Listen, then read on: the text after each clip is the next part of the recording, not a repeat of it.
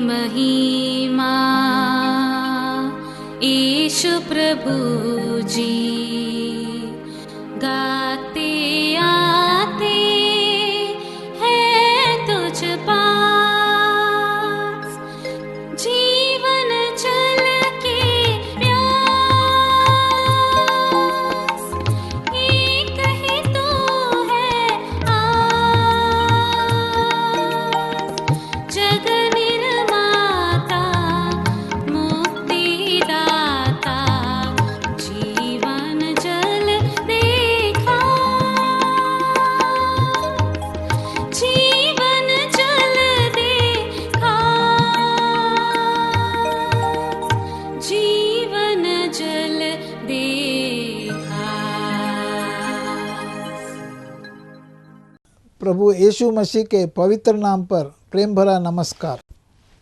प्रभु की असीम करुणा से पिछले 5 साल से शुभ संदेश चैनल द्वारा प्रस्तुत किए इस जीवन जल कार्यक्रम में आपका स्वागत करते हैं।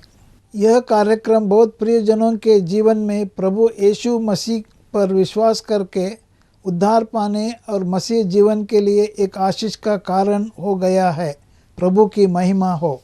परमेश्वर का वचन कहता है, क्या ही धन्य है हर एक जो यहोवा का भय मानता है और उसके मार्गों पर चलता है। यही इस जीवन जल कार्यक्रम का उद्देश्य है कि आप अपने परिवार के साथ परमेश्वर के वचन में सच्चाई का मार्ग एवं प्रभु यीशु मसीह पर विश्वास के द्वारा सच्चाई का जीवन अनुभव कर सके।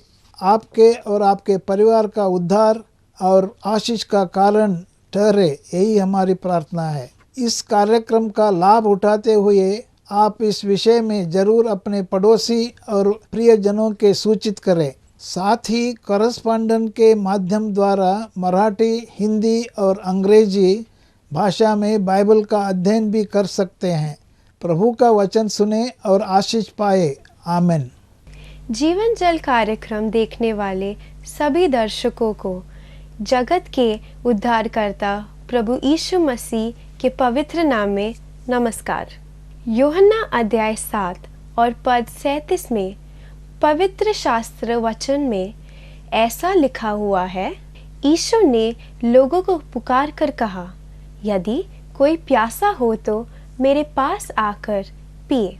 जो मुझ पर विश्वास करेगा उसके हृदय में से जीवन के जल की नदियाँ बह निकलेगी। क्या आप जीवन में प्यासे हैं या सच्चाई की तलाश में हैं? प्रभु यीशु मसीह आपके प्यास को बुझाना चाहते हैं, आपके सवालों का जवाब देना चाहते हैं। तो आइए आज परमेश्वर के संदेश सुनने से पहले अपने मनों को तैयार करें और इस मधुर संगीत का आनंद उठाइए।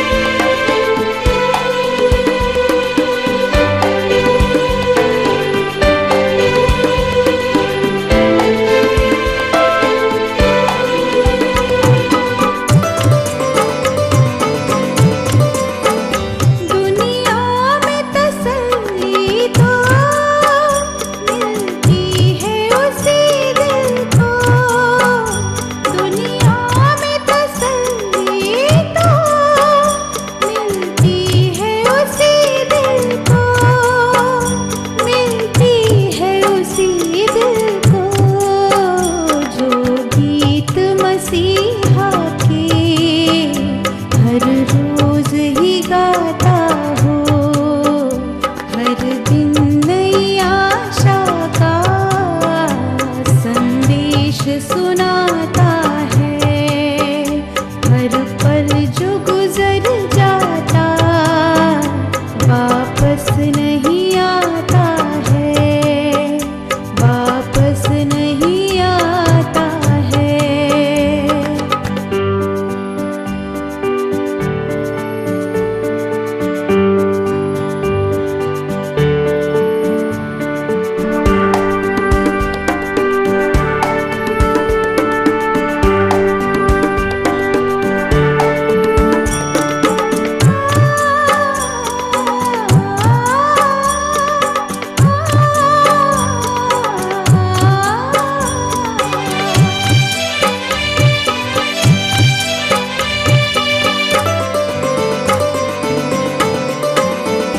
रहता है जो संगत में हर रोज ही शोके, रहता है जो संगत में हर रोज ही शोके, हर रोज ही शोके।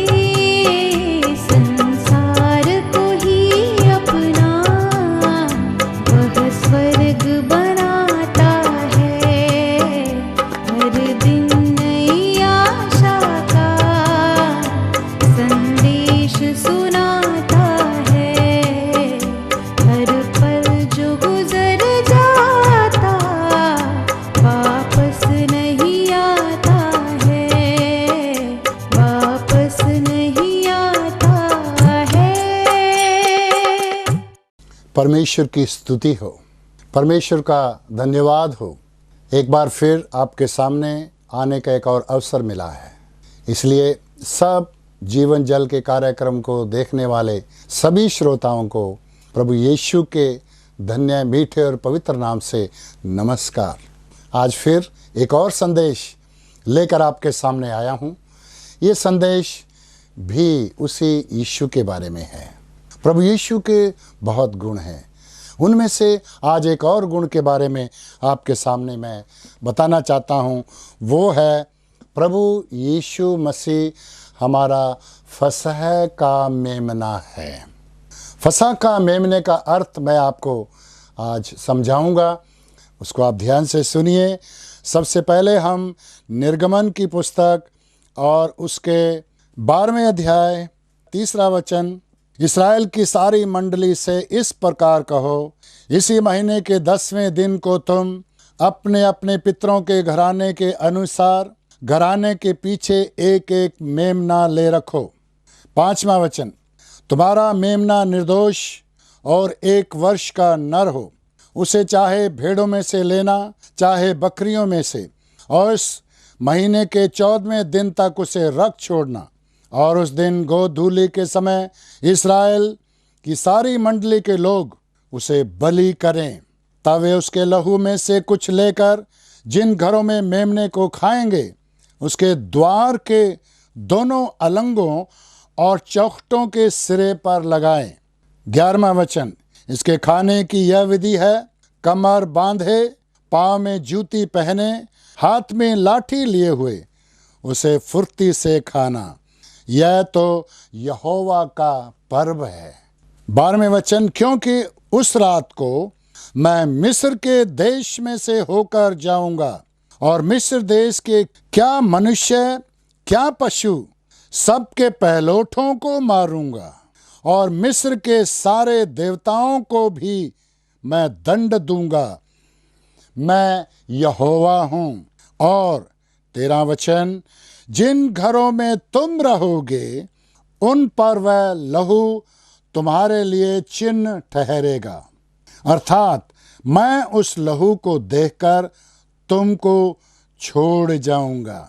और जब मैं मिस्र देश के लोगों को मारूंगा तब वह विपत्ति तुम पर न पड़ेगी, तुम नष्ट न होंगे।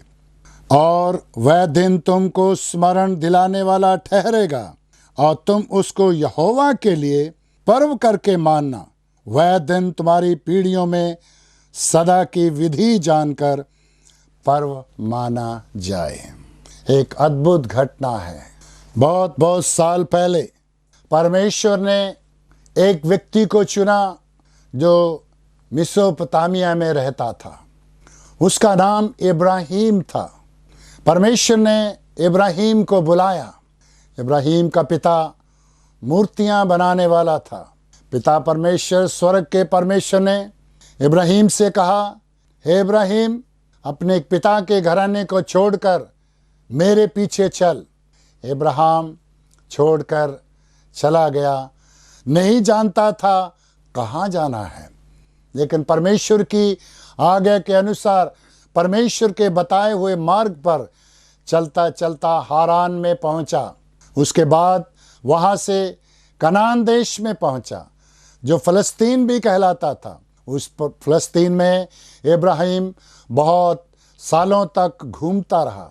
उसका हर एक पाँव जहाँ पर टिका, परमेश्वर ने इब्राहिम से कहा, जहाँ जहाँ तेरा पाँव जाएगा ये सब ज़मीन मैं तुझे दूंगा, ये तेरी जायदाद बनेगी। लेकिन परमेश्वर बहुत सालों तक इंतज़ार करने के बाद उसके कोई संतान नहीं हुई। फिर बुढ़ापे में परमेश्वर ने उसको एक पुत्र दिया, जिसका नाम इब्राहिम ने इसहाक रखा। परमेश्वर ने इसहाक के बाद इब्राहिम, इसहाक और उससे याकूब पैदा हुआ।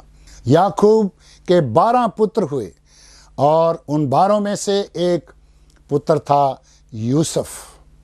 वो धर्मी था, वो परमेश्वर से भय मानता था, परमेश्वर का प्रिय था। लेकिन उसके भाई उससे घृणा करते थे, क्योंकि यूसुफ अपने पिता को अपने भाइयों की बुराई बताता था, गलत काम जो करते हैं वो बताया करता था। उसके भाइयों ने नफ़रत की, उन्होंने उसको मार देने का विचार किया। यूसुफ को सोचा हम इसको ख़त्म कर देंगे। कई स्वप्न यूसुफ ने देखे। उसने उन स्वप्नों के अनुसार देखा कि यूसुफ बड़ा बनता है, लेकिन भाइयों ने उसको मार देने के लिए कोशिश की, कुएं में डाल दिया। बाद में उसके दिल में रहम आया तो उन्होंने उसको निकालकर एक मुसाफिरों के हाथ में बेच दिया, जो मिस्र देश की ओर जाने वाले थे। वो बेच दिया गया और वहाँ जाकर उसको आगे किसी और को बेच दिया। पोतीफर के घर में रहने लगा। उसके जीवन में बहुत कुछ हुआ, ऊपर नीचे की घटनाएं हुई, लेकिन एक दिन वो उस देश का परमेश्वर के द्वारा बताए हुए सपनों को, जो राजा को सपन आया जिसका अर्थ कोई नहीं बता सका, यूसुफ ने बताया, क्योंकि परमेश्वर उसको समझाता और बताता था। उस पदवी के कारण, उस स्वप्न बताने के कारण, जो राजा ने उसको बहुत ऊंची पदवी दे दी। राजा के नीचे का मिनिस्टर वो ही बन गया, मंत्री बन गया, और देश में अकाल पड़ा। उससे पहले 7 साल तक भंडार में गेहूं जमा किया गया। उसके बाद क्या हुआ, इसके भाई लोग जिन्होंने इसको बेच दिया था, उस देश में गेहूं लेने के लिए आए, क्योंकि अकाल सब जगह में पड़ा था। भाई ने उसको पहचान लिया। भाई के दिल में प्रेम उत्पन्न हुआ, तो भाई ने, यूसुफ ने सबको, याकूब उसके सभी बच्चों को बुला लिया, मिस्र देश में रहने लगे। कुछ समय के बाद यूसुफ की मृत्यु होगी, राजा बदल गया। अब ये इजराइली लोग, अब ये याकूब की संतान, यूसुफ के भाई और उसके आगे की पीढ़ियों के लोग मिस्र देश में गुलाम बन गए। उनसे कठोर परिश्रम करवाया जाता था, उनसे बहुत मेहनत की जाती थी। राजा उनका साथ नहीं देता था, राजा उनका विरोधी हो गया। तब परमेश्वर ने उन्हीं जाति को छुड़ाने के लिए मूसा को बचाया। मूसा 40 वर्ष तक राजमहल में सब चीज़ों को सीखा उसने। उसके बाद वहाँ से भाग गया, 40 वर्ष तक जंगल में रहा। परमेश्वर ने 80 साल के बाद मूसा को झाड़ी जलती हुई दिखाई दी, और उसमें परमेश्वर ने अपने आप को मूसा के ऊपर प्रकट किया। और उस झाड़ी के पास जब मूसा आया तो आगे से आवाज़ आती है, हे मूसा, ये जगह पवित्र है, तू अपने जूती उतार। उसने सवाल जवाब हुए। उसने पूछा, तू कौन है, तेरा क्या नाम है? उस परमेश्वर ने जो झाड़ी में से आवाज़ दे रहा था कि मैंने मिस्र देश में दुख पा रहे, पीड़ा में तड़फ रहे मेरे लोगों को छुड़ाने का विचार मेरे मन में आया है। हे मूसा, तू जा उनको छुड़ा कर लेके आ। मूसा कहता है, मैं कौन हूँ छुड़ाने वाला। फिर उसने पूछा, तेरा क्या नाम है? उसने कहा, परमेश्वर ने अपना नाम बताया। क्या है नाम? मैं हूँ जो हूँ, जो कुछ भी हूँ वो सब कुछ मैं हूँ। जा, मैं हूँ ने तुझे भेजा है। और मूसा उनको जाकर छुड़ाने के लिए फरो राजा के सामने खड़े हो जाता है। फरो राजा मानता नहीं है। परमेश्वर ने बड़े चमत्कार किए, 10 आफताएं उस देश के ऊपर भेजी। बहुत तरह की आफताएं हैं, लेकिन एक आखिरी आफत जो यहाँ पर हम पढ़ते हैं, वो आखिरी आफत क्या है? जो मिस्र देश के ऊपर, उनके लोगों के ऊपर आई, ताकि वहाँ का राजा इज़राइली लोगों को, याकूब की संतान को, इब्राहिम की संतान को छोड़कर वो लोग अपने प्रॉमिस किए हुए, वायदा किए हुए देश में आ जाएं। और वहाँ पर परमेश्वर ने जब मूसा को भेजा, 10वीं आफत का वर्णन है, जिक्र है, जो हमने यहाँ पर पढ़ा है। वो क्या था?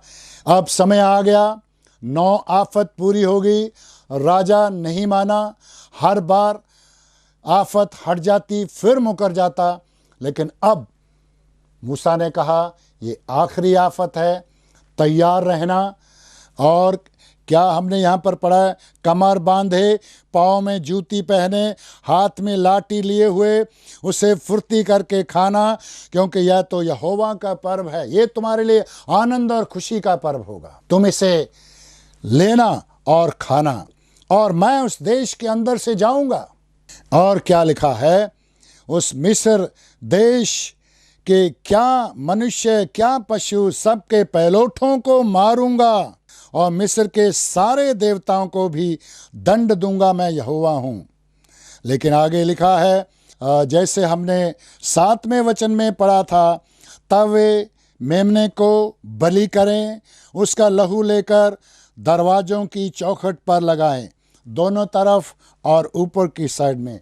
ये एक निशान होगा।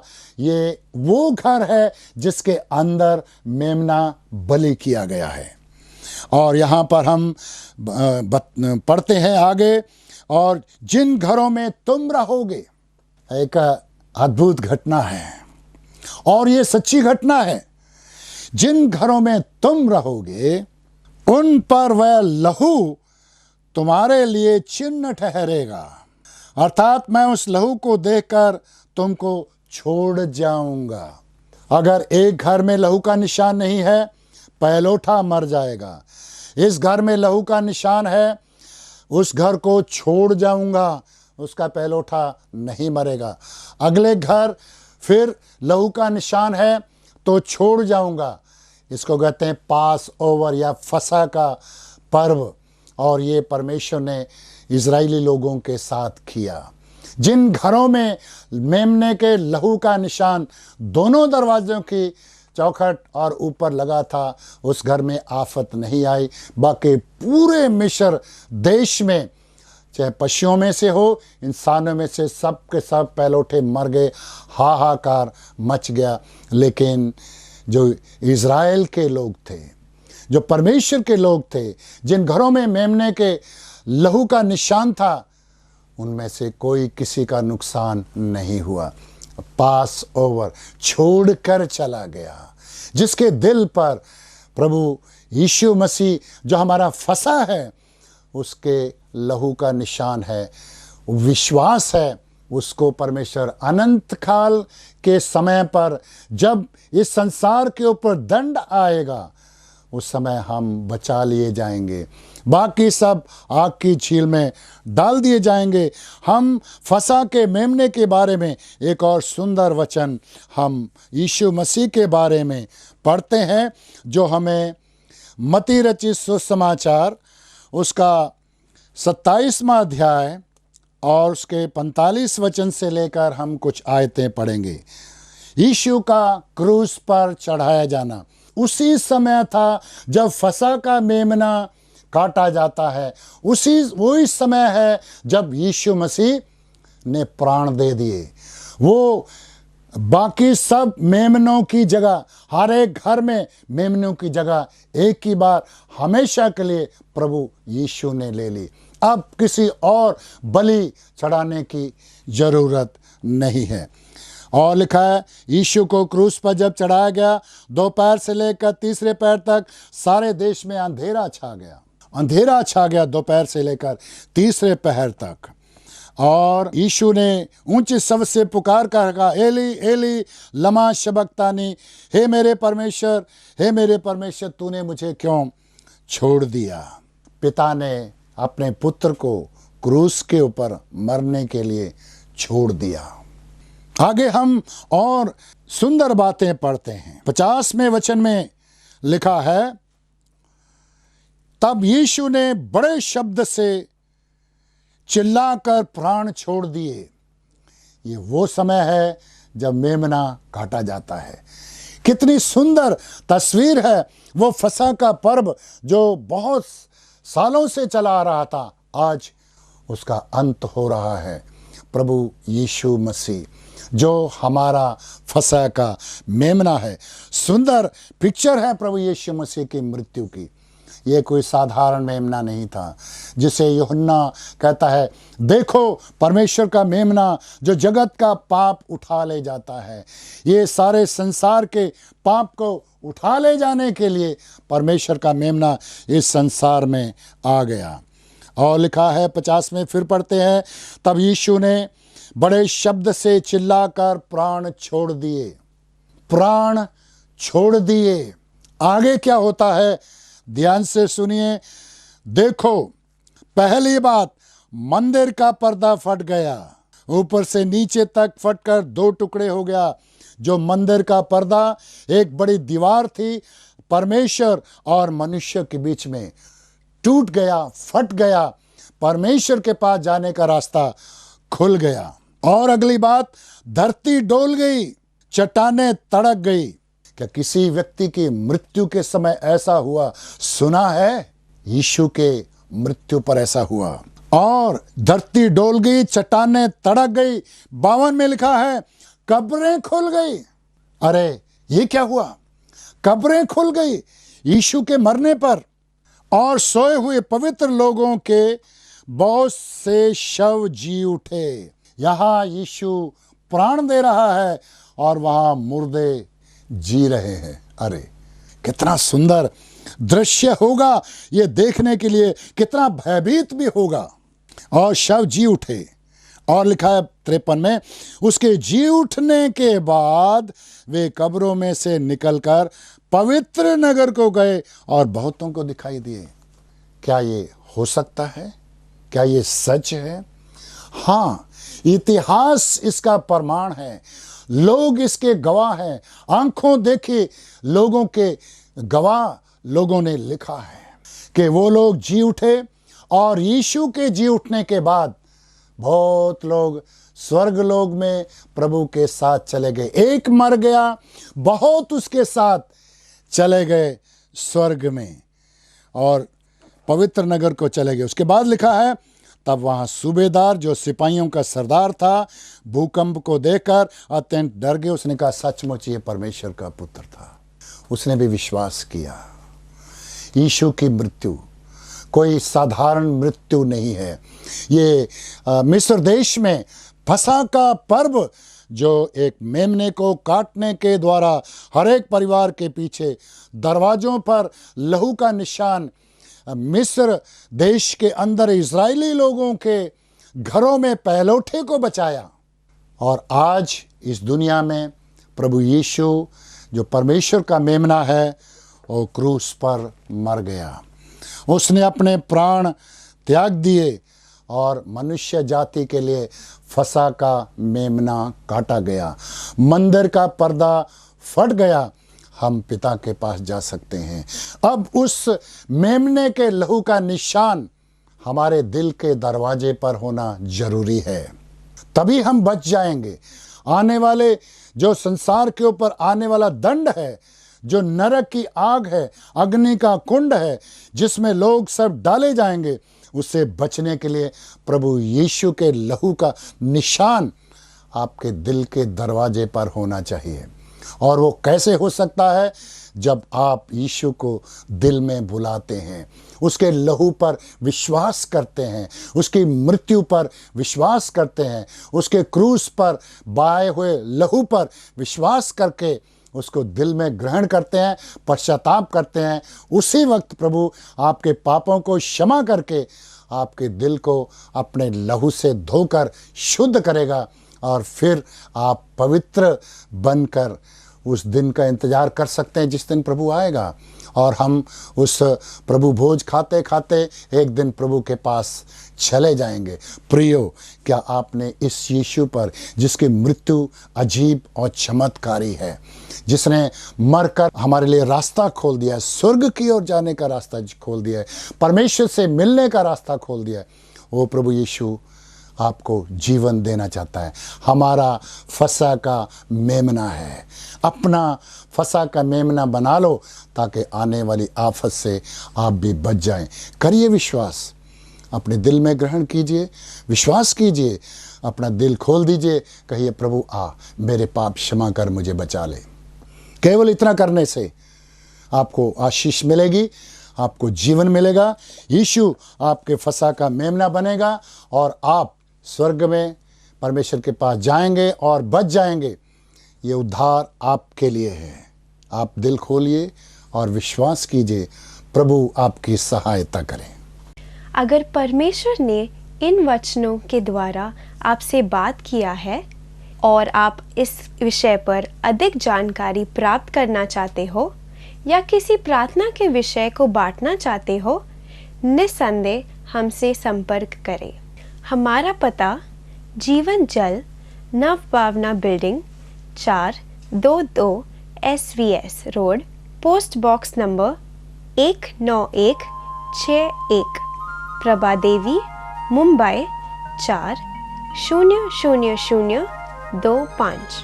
प्रार्थना एवं मुफ्त बाइबल कॉरेस्पॉन्डेंस के लिए हमें संपर्क करें। अपना नाम और पूरा पता तुरंत SMS करें। Mobile number 7710065115। Email ID gospelbroadcast@yahoo.com। Web address www.lwgb.org। YouTube जीवन जल TV @YouTube। जीवन जल कार्यक्रम को हर सोमवार शाम 6:30 बजे, हर बुधवार शाम 6:30 बजे और शनिवार रात 9 बजे इसी चैनल पर आप देख सकते हैं। धन्यवाद।